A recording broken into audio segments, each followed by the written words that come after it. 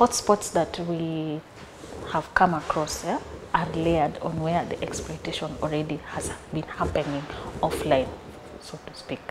So that would be mainly on the coastal strip. Yeah, so we, like for example, within this research, we focused on some specific counties in the coast. That would be Mombasa, Kilifi, and Kwale.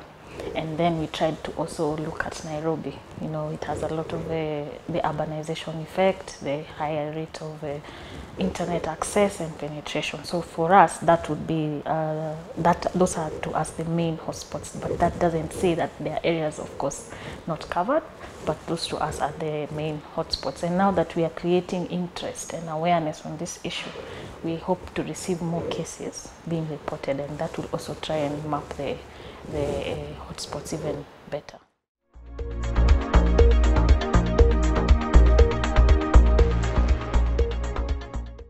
It's an interplay of a lot of factors, just not only one factor that contributes to an area being an hotspot. So one, like I've said, is the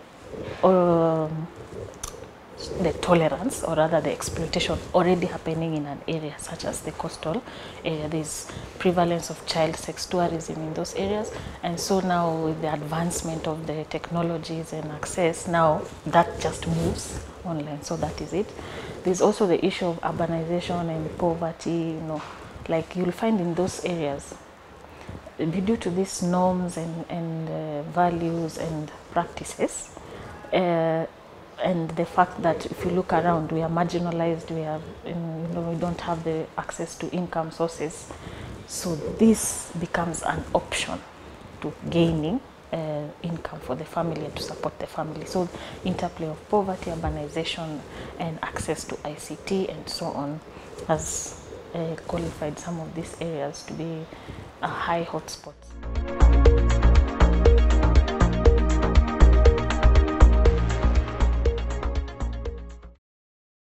From what we've identified in the research is that there are different forms being applied, but the main one, we call it grooming, online grooming. So this is where now predators, we call them, or pedophiles in this matter, they roam in various chat rooms or in various social media sites trying to identify children they can lure into exploitation. So, and then once they identify them, they start grooming them. So grooming in this case is just a process of establishing a relationship with the child so as to be able to form, build trust and then slowly lure them into it. So it starts like that. They scan and chat the child. They will even sometimes pretend to be young, or they just pretend to have interests in what the child has interests on. So slowly by slowly, the child feels connected to the person, and they establish some form of relationship, and then the relationship now escalates into a different thing. Now they probably would start asking for images or asking for something of that kind, and then once they have that, some of them are really abusive, so they may start using that to coerce the child into even much more abusive tendencies, or meeting them. Or some may, once the relationship is established, some ask to meet the child outside, now what we call offline. So they meet the child offline, and then unfortunately these are still predators. They abuse the child sexually, and then it becomes now an abuse case.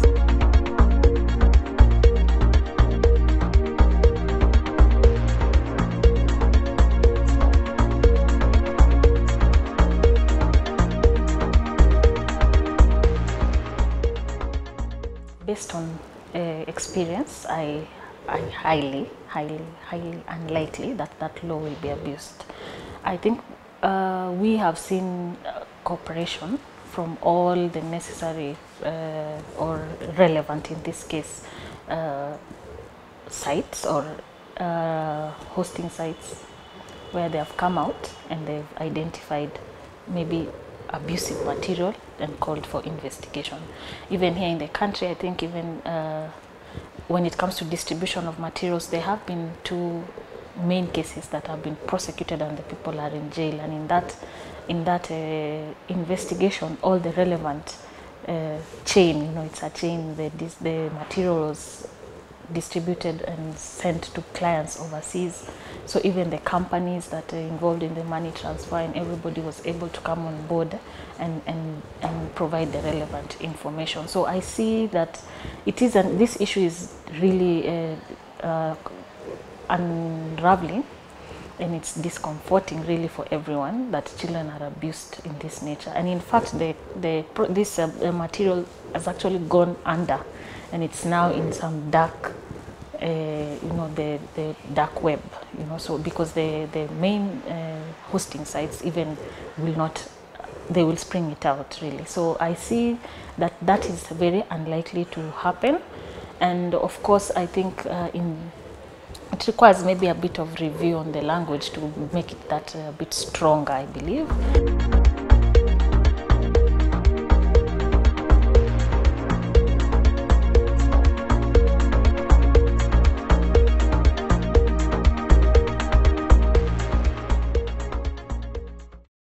I think it is one of the actual findings of this research report that we are launching, that there is seemingly a bit of, we can say, limited unawareness of how the private sector, in this case, like for example, an internet service provider, in terms of what is really happening on sexual exploitation of children. So we believe that even with this kind of reports coming out, especially timed with the launch or rather with the readings of this bill, will cause us to go back on the drawing board to see how best do we bring even more, the whole chain of private sector stakeholders in addressing these issues, because it is indeed something that you think, no way, this might not be happening, but you have a role also as private sector. So it will be good to go back, and we want to use this as the time to, like a call to action.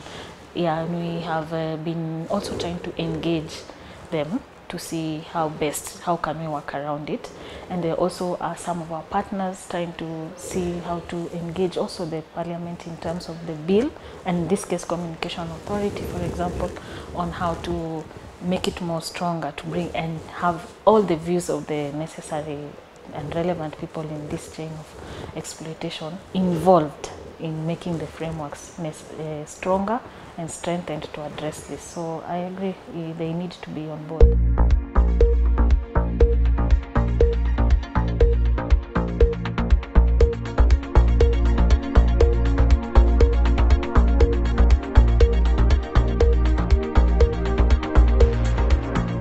When it comes to capacity, this is also an emerging phenomenon. I think what is familiar to most is the offline sexual exploitation, like the child sex tourism. That is familiar, that is what is probably known. But when it comes to the online, it's emerging as fast as the internet is going.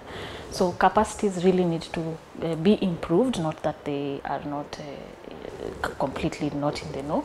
They do have the basic capacities to handle this, and like I've mentioned, for example, it's called the cyber crime unit of the police is very much in work closely with them. They have successfully ensured that there are 2 cases prosecuted related to online sexual exploitation. Yes, so I believe the capacities is there, but also we need to also look at the other angle of it, the public.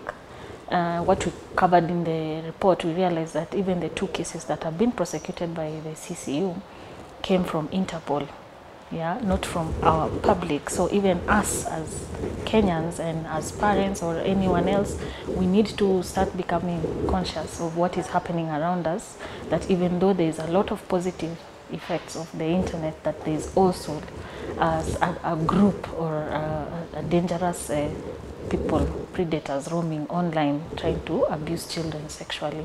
So we need to up our capacities also, so that we are able to report, so that even the police are able to come in quickly and interact. There's the Interpol, for example, there's already interest to prosecute these cases. but also us as the public, we need to up our understanding, our capacities, and be in the know and be conscious of that these things are happening, support our children to, you know, be safe online, and also have conversations about these things so that children can approach us with information that they are being abused and so on.